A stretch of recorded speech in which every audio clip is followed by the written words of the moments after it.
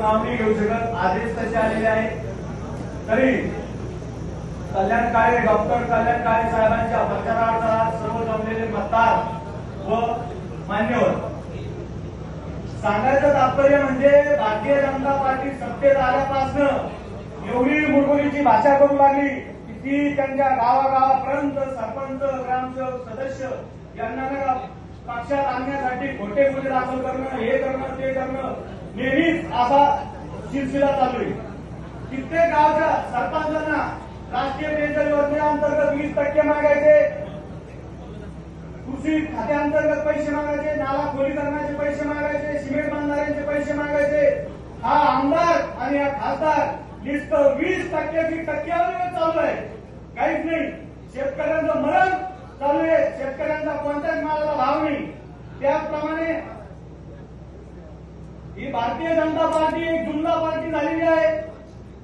बदनापूर मतदारसंघातील कित्येक लोकांवर, माझ्यासारख्याच नाही, बदनापूर मतदारसंघातील कित्येक सरपंचांवर खोटे गुन्हे दाखल करणे, कार्यकर्त्यांवर अटक करणे, त्यांना फसवणे, असे माध्यमातून भरपूर गुन्हे दाखल चालू आहे.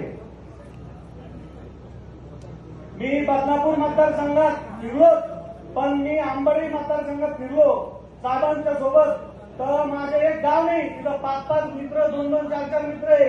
त्या मित्रांना विचारलं की काय परिस्थिती आहे पोरांनो, ते म्हणते, मित्र म्हणते, कल्याण काळे साहेब यावेळेस 2 लाख मताच्या पुढे निवडून येणार. असं एकही गाव नाहीये तिथं की काळे साहेबांना मतदान नाहीये. मी स्वतः खात्री करून सांगतो, मी 5 वर्ष पूर्ण विधानसभेचं कामकाज पाहिलेलं आहे. एक गाव नाही, मी 8-10 शाळा तालुक्यातले शिकलेलो आहे. एक गाव नसेल तिथं माझा मित्र नसेल, हे सगळे मान्यवरांना माहिती आहे, सगळ्यांना माहिती आहे.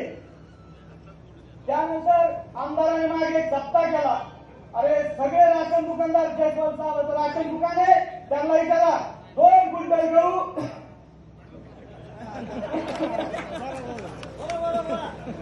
2 क्विंटल गहू 10,000 रुपये आणून द्यायचे. त्यावेळेस सप्ताह झाला.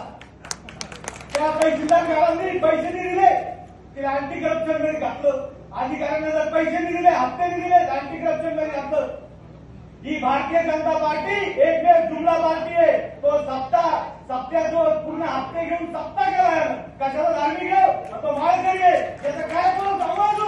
अरे खासदार साहेबांनी सत्य नायकांनी सांगतो, अरे तुम्हाला सांगतो, ज्यावेळेस खासदार पडेल त्यावेळेस तो आमदार पडेल. आणि माझं सहयोगाच्या वतीनं मला 2 मिनिटं बोलण्याची संधी दिली. लांबलेलं भाषण थांबतो. जय हिंद.